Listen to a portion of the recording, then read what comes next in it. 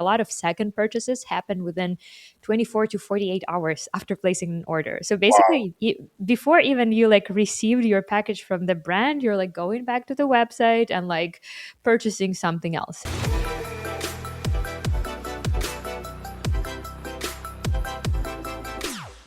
Today on Commerce Untold, I'm joined by Vira Sadlak, Senior Strategist at Flowium, to discuss how DTC brands actually build retention programs that moves revenues, not just send emails.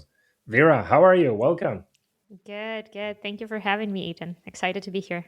Yeah, we had a nice chat, prior to this episode. We did, we we, did. we Yeah. even identified the source of your first name, right? We did, yeah. We found out that we have one things in common. Mhm. Ethan knows a lot about Pink Floyd. Yeah, that yeah. was interesting. So that was like a common common ground. But yeah, it's gonna be fun. Thank you for having me here today. Yeah, yeah, great, great. So you're currently in London, and obviously you also have a base in Canada, right? Tell us Mm-hmm. more about you and what do you do? Yeah, well, I'm right now I'm in London. Moved here a few years ago. We'll be moving back to Canada in a few months. So maybe by the time you're listening to this podcast, I'm back in beautiful Pacific Northwest Vancouver. Wow. I am a strategist at the agency called Flowium. We are a retention marketing agency specializing in email, SMS, all things retention. Honestly, we are platinum partner of Klaviyo, one of the best ones in the market.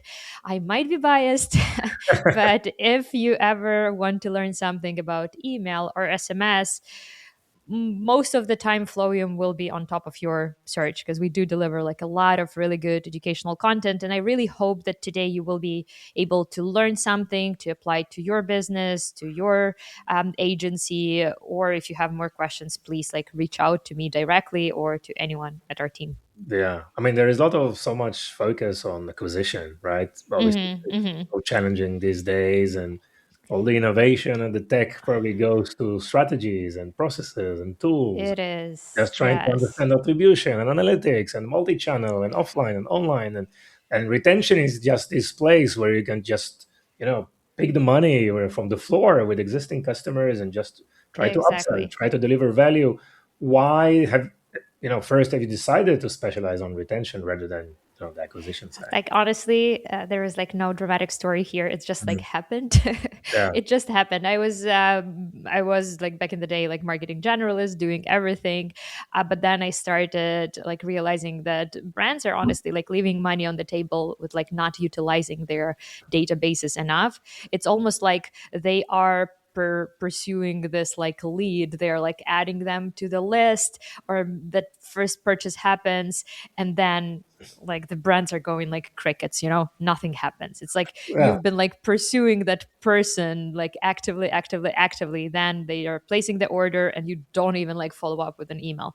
And that's actually one of the biggest mistakes we are seeing in the industry, because with a lot of our brands, especially for those that are selling some kind of like replenishable products or products that are like less than $100 or in that like $100 margin, we do see surprisingly that a lot of second purchases happen within 24 to 48 hours after placing an order. So Wow. basically, before even you like received your package from the brand, you're like going back to the website and like purchasing something else. So that's like one of the like biggest money like losing mistakes that Yes. you can make is not like talking to your customer within that like first 24 to 48 hours. It can be SMS, it can be email, like go wherever your customer is, but you need to kind of talk to them and even maybe like delivering some kind of like an offer to bring them back. It's going to be easier to convert them now than it will be in like few months. It almost like counterintuitive to me, but I know I'm the same. Like that's how I shop too. So Yeah. that's I mean, this yeah. data 24 to 48 hours, it's really, wow, surprising. Yeah. And it's Not not utilized. I mean, yeah, Shopify is sending this default order confirmation email, and probably that's it, right? I mean, yeah. what do you do from there, right? I mean, and also you see the budget allocated in marketing, right? For Mhm. we talk about acquisition versus retention. I mean, it's really really clear. So, what are the major gaps that you see right now? I mean, for brands, after they, you know, did a sale and they have a really nice database. What are Uh-huh. the major strategies that you think? First is just to increase this database of subscribers. Uh-huh. And what are the gaps that you see in implementing those strategies, those retention strategies?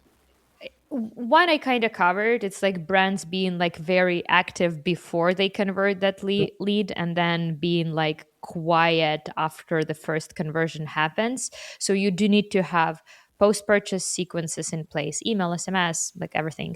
You do need to have some kind of like win back automations in place. And again, like I do talk like specifically about automations. Of course, you can have like additional campaigns in place that are like one off, like holiday related stuff like that, but your goal is to like automate as much as possible. Hmm. If you don't have anything in the account, we would probably start from like 9 foundational flows. We call them like life cycle, from the very beginning when you acquire the lead, like welcome flow, to exit intent, to then post purchase, the bounce back flows. The bounce back flows is kind of like a flows like you know how you are purchasing like hamburger in McDonald's, and then they're asking like, hey, do you want a free like fries with your Yeah. hamburger? So that's something that you want to kind of create that experience in your like online experience as well. But yeah, the very beginning would be setting up the foundational like 9 flows, and from there you would be like needing to add like more technology, like upsell, cross sell. You can do it Yeah. yourself or you can do it through like third party apps. Then doing things like loyalty referral program. The best thing is right now you can, like, I don't know what platforms your customers are using. I'm just going to use Klaviyo as an example because that's probably like one of the biggest platforms Sure. that e-commerce people are using. But the beauty of it all is that you can kind of have everything under one umbrella right now. So like email, SMS, even like physical mail. Like a lot of people are like skeptical about it, but from like the brands that I work with, this like postcards that you can like integrate with your customer journeys, they are Mhm. huge. Customers don't expect to receive something like this in their mailboxes.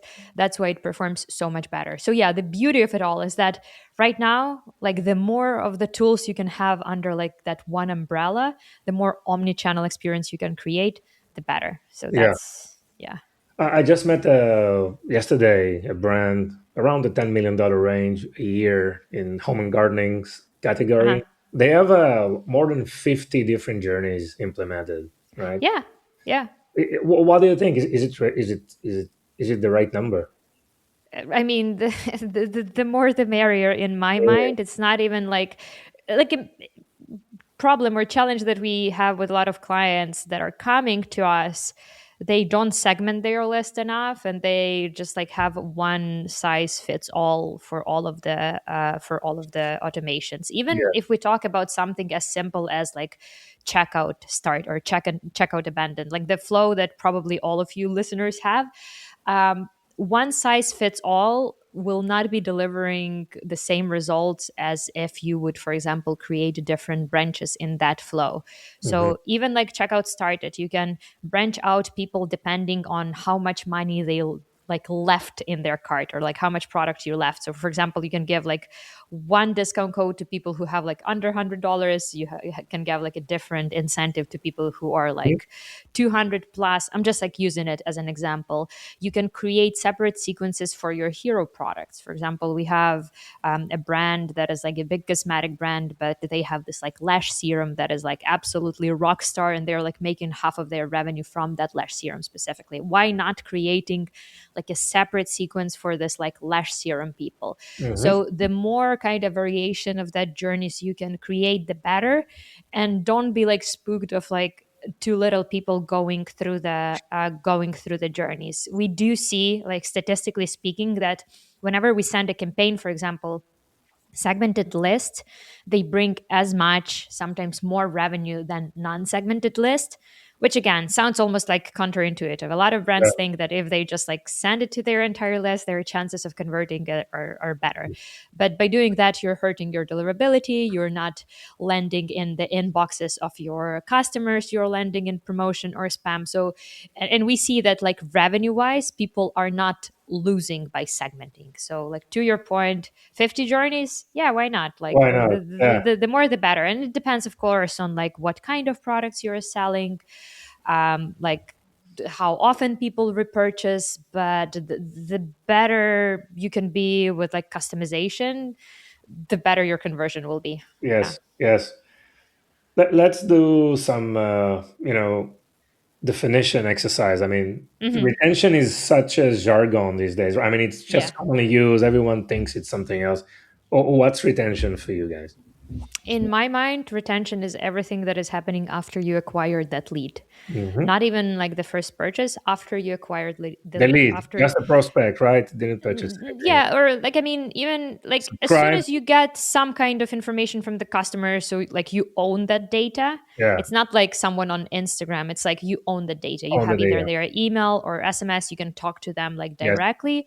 So that's where I start thinking about the Hmm. retention. So Nice. everything that is happening after that, first order, second order, like loyalty points, upsells, cross sells, like how much money they will spend with you, how they will engage with you over the years. This is all like retention to me. Sure. It's like a big term, but that's how I think of it. Yeah, makes a lot of sense. I totally, agree with that. And how do you advise brands to increase their database of those leads?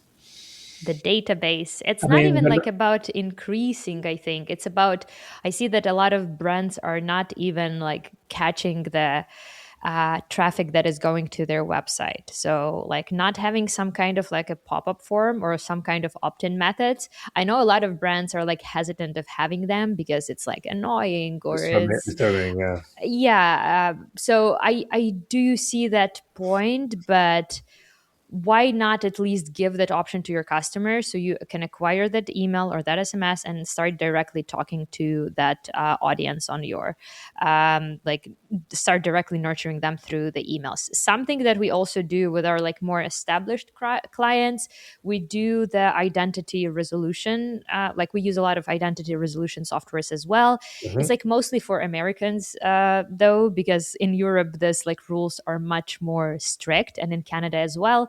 But basically, what this identity resolution softwares help you to do, they help you identify the traffic that hasn't subscribed to your list. So it Yeah. kind of like guesses Like based on their like existing like databases, this, but it's yeah, like it's like R completely two legal. B two or something. Yeah. I mean, just it can fetch your email ID or your contact details from Yes, just yes. visiting your website. Yeah, they say that the success rate is like 80% plus. Yeah. So like 20% is like they are still not sure if they identify the correct one. Yeah. Hmm. These tools are great if you have like a big and healthy database and you can be like adventurous with adding some emails that you're like not 100% sure about.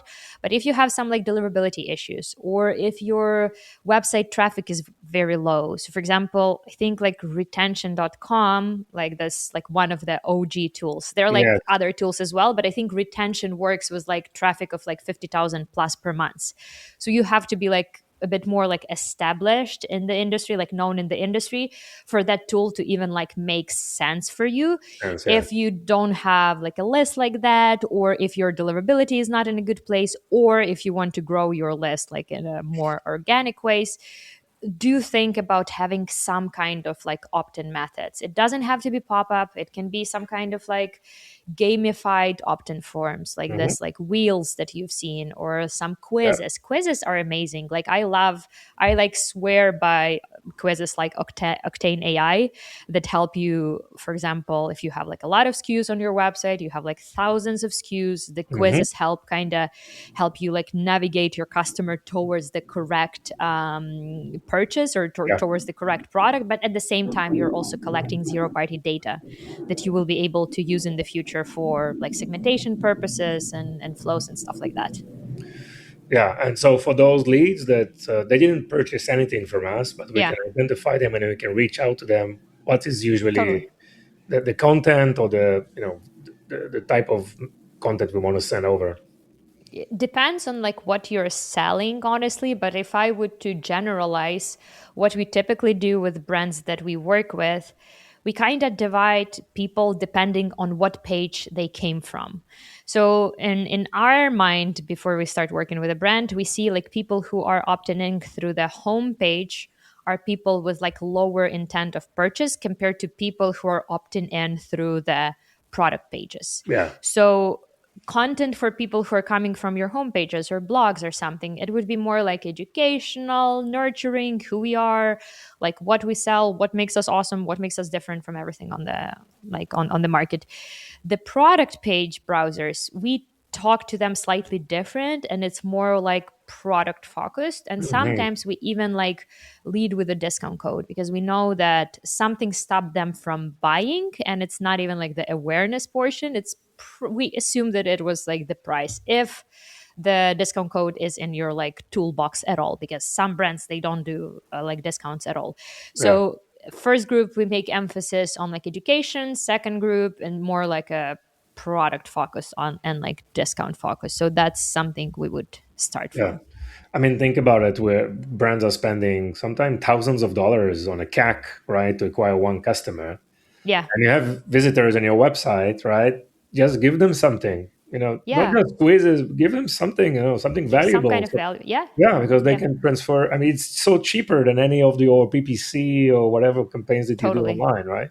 Totally. Yeah. And that Yeah. like price of the second conversion would even be Yeah. like cheaper compared to the first one. No, totally. And I know that brands are very like honestly, some people are saying that like email is so old school or like SMS is so old school. Well, you know what? I've been hearing this ever since I started working in the industry. But you can tell like whatever you want, but until you actually own that content through email or through SMS, until you can talk to them like directly and you have the full like control over their experience, I don't think you're even like owning a lead. Mhm. Because on like Instagram or like or YouTube or something, you don't have the full control of their customer journey, and Sure. here you do.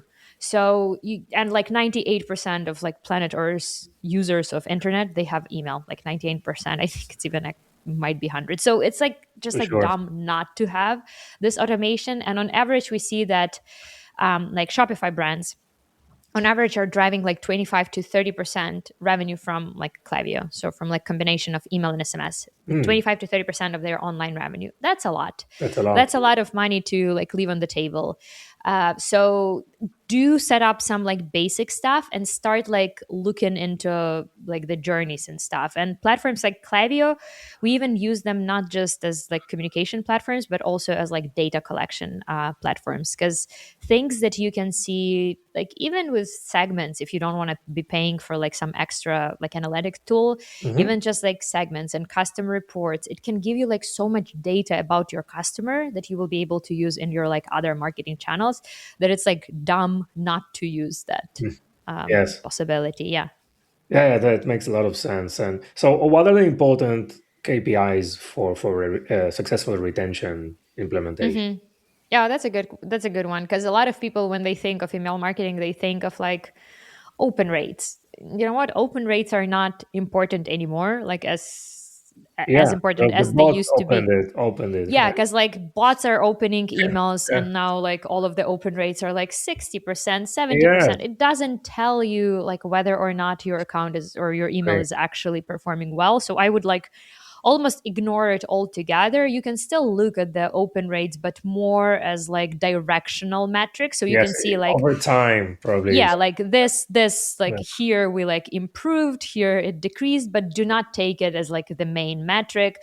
Click rates is still probably something that is like very telling about like how good your email is. Mhm. And we as email marketers, we don't have like a full control over user experience, but if we see that the click rates are high, open rates are high, click rates are high, people are going to the website, they are clicking, so they want to hear from you, but then conversion is like not happening on the website, it tells you something about like the website and the journey there. Of course, we can control like a lot of aspects of conversion in emails, but not everything. But to my point about click rates, whenever we see like it's a little trick, whenever we see that the click rates are like dropping, A, we'll look into segmentation, B, we'll look into the design, layout, and content of the email. We've started using like plain text emails more and more, just Mhm. like to improve the engagement, because we do see that people are clicking on plain text email more, they're opening them more, because these emails, they're actually landing in your inboxes, not in like promotions or spam folders, because in the eyes of Google, it's like not promotional, like it's not a marketing material per se. So that's why we started using this like plain text more and more, even though they literally take us like 5 minutes to set up. Yeah. The conversion that we see from that kind of emails, it's like much better. So these are the metrics, and of course, like we do take a look at the conversion. And if you look at the places, if you use platforms like Klaviyo, you can even see like a conversion breakdown by the audience. For example, you're saying sending, I don't know, like a Mother's Day campaign or something, and you have like different audiences. You have engaged customers, you have people who viewed specific products, you have people who are window shoppers, people who are like lapsed customers, stuff like that. Then you get a report breakdown based on like how each group performed. That's why I'm like a big Nice. fan of like segmenting your list. Even if some people will be at like multiple segments at the same time, you can at least start seeing the patterns. You can see like, okay, this group does not respond, like maybe we Mhm. need to experiment for this like specific group. This group like responds well to promotion, this group responds well to like educational nurturing content. And piece by piece you kind of like put together like a puzzle of your customer journey and of who your customer is, Yeah. like what they like and stuff like that. Yeah. Great. So we talked about branded email versus plain text and some few Yeah. links. Probably that's definitely an important topic. What about educational content versus sales? What Mm-hmm. about sequence frequencies, Uh-huh. steps? What are your thoughts on this? It's like so like case by case. It's like Mhm. very hard to generalize, but as a rule of thumb, we try to deliver some kind of value to the customer, especially to the new one, before like asking them to purchase. So we don't, for example, offer a discount code typically in Mm. like our regular customer journeys, like until email 6 or until email like 5. We try to educate them and we try not to train the customers to expect the discount codes from us all the time. But yeah, we do have some clients who are in like health and wellness industry, and we see that the emails are being opened, they are being collected, so people are like collecting the information but not necessarily purchasing, and Mhm. that's okay as well. We know that their customer journey or their life cycle is slightly different. Or for example, like we had a client who was selling like mattresses and stuff. We know that people will not like repurchase a mattress within the next like year or so, statistically speaking. Yes. But we can still try to like upsell them on different things, or try to educate them, or try to follow up with like some kind of like valuable, useful educational Mhm. information for them, just like to be on top of their mind whenever they think of like something sleep related. You know what Mhm. I mean? Yes, Yeah. yes. Yeah, it makes sense. Some of the products are more inclined to repetitive purchase, some are not, like the mattress, Yeah. Yeah. example, So and a it's totally very, different strategy, yeah, for yeah, all it's together. very customized. And what about the frequency? Frequency depends again on like what you're selling. Sure. We do see that like typically at the beginning of the journey it's like a honeymoon period. Like we are sending an email every day or like every second Wow. day, like later in the journey. But again, we have some like filters there and like custom logic there. If say the purchase happened, the person is like exiting the nurturing sequence and going directly into like a post purchase sequence that is like Mm-hmm. less aggressive. Mm-hmm. Or if we see that they are like not engaging with like every email, we are sending it like we're like spreading them out like later in the journey. So there's like no one size fits all. But what actually helps us a lot with like planning the email cadence, every time we start working with a new client, we have this like email preference pages where we allow customer to pick how often they want to hear from us. Some customers, they exclusively want to hear about like your promotion, so they can like pick it as a category and we would create the respective segment. Or some Yes. customers, they only want to hear from you like once a week or once every like months or something, so we can like we are like respecting their privacy and their preferences as well, and it helps us to deliver like the right message to the right person. Yeah. Mm-hmm. Mm-hmm. And when we need to bring in SMS to this plan. It's like honestly, I think as soon as possible, because we do see conversion with SMS is like higher than with email. Um, and if people are actually like giving you their phone number, it means that they like trust you, that they are like closer to the purchase. Because people with email, they're like careless. They're like, I'm giving my email to whoever I want. I'm Yeah, like very careful with whom I'm giving my like phone number to.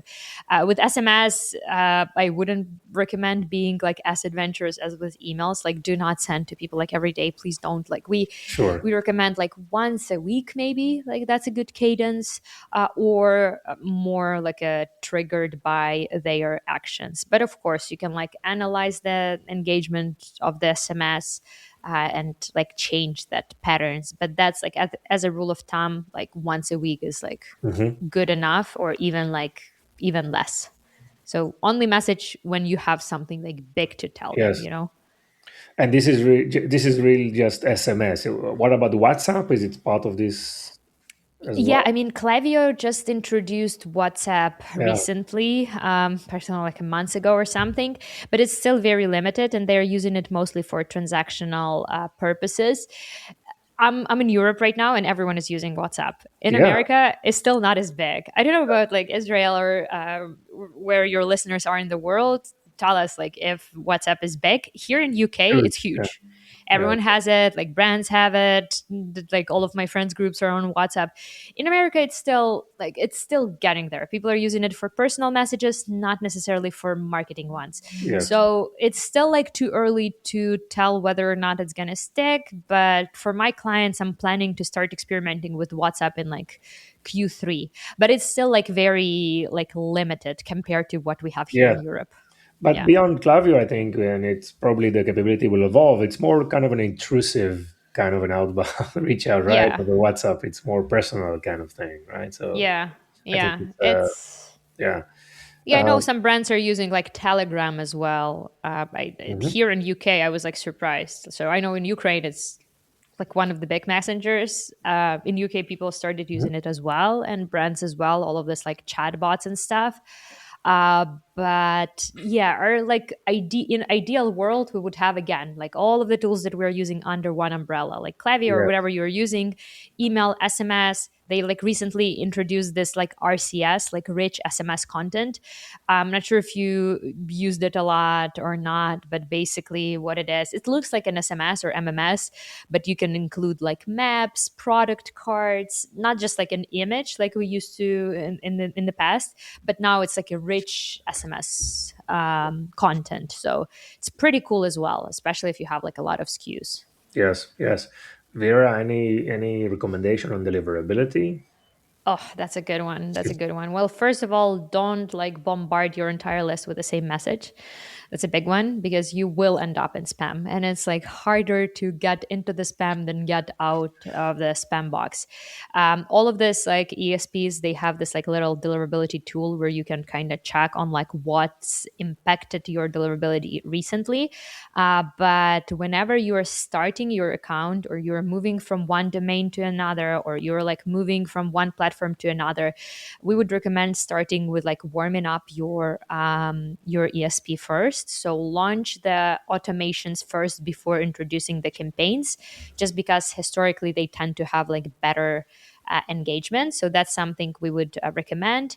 But also, yeah, do not message like every day to your customers unless you know that that's what they want, or unless they are at the beginning of their customer Mhm. journey. So yeah, just like look at how your different audiences perform. Rule of thumb, just like do not send the same message to everyone. The better you can customize the journeys, the better are your chances of like ending up in like a Mhm. primary folder and not in spam or promotion. Yeah. Yeah. It's a big it's a big issue, right? I mean, it's It is a big deliverability and topic. yeah, but definitely something to focus. So, I mean, it's huge, right? I mean, you need to have a lot of experience to know how to set up this type of campaigns and email workflows Yes, and sequences. I mean, obviously anyone can do that, but you need to know what you're doing, right? I mean, because the it's a bit variables. tedious. Yeah, Yes, I mean, there's so many things you need to think of, right? I mean, the sequence, the right. copy, the outbound. I mean, how do you reach out and having all these multiple campaigns in place and yeah, it's kind of a complex. How do you usually serve customers? Is it like done for you service or done with Hmm. you? What's your approach? No, we don't do done with you. It's like done for you. So they Hmm. come to us, they give us like the accesses, and we take care of everything like email copy, setup, design, reporting, and all of that. Like email delivered is actually just like the top of the iceberg. Hmm. The main work happens on the back end. So the list cleaning, like you mentioned, all of the like deliverability related things, the analytics. So we are not just like analyzing how the email performed, we are analyzing your entire like retention marketing strategy. And of course, right now with like AI tools, it brought us to even like the next level, of like Yes. what can we do. I'm not like speaking creatively, because like my portion, what I do is strategy, right? I think our creatives are using like AI tools as well to kind of like improve the designs and stuff. Hmm. But for me personally, like things that you can do and like the findings that you can get from even like Claude, just by like uploading some of the analytics and like trying to find those like blind spots that you were missing, it's been super super helpful. So Yeah. in the last year, it like brought us to the whole another Yeah. level of And analyzing and understanding the data. and this includes also AI generated copy. What are your thoughts on this? Mm, Fine? I'm very skeptical. We've tested it back in the day with like custom GPTs and stuff. We've tested it with Claude. So right now we're using it more to kind of test if we are in line. I think our copywriters do use it to kind of create it, but it's still like human generated. Yeah. There are some brands whose copy is kind of like repetitive, standard, and stuff like that. But majority of the brands that we work with, they deliver like a high quality content on a weekly basis that kind of requires a lot of research and something that is like not on the top of the internet. So we Hmm. have this like Hmm. hair transplantation clinics client that our Yeah. customers kind of are like used to receiving like a good high quality research materials like with links to the actual studies and stuff like that. So for Yeah. this type of clients, we cannot replace it with Claude or with like any AI, maybe yet, I don't know.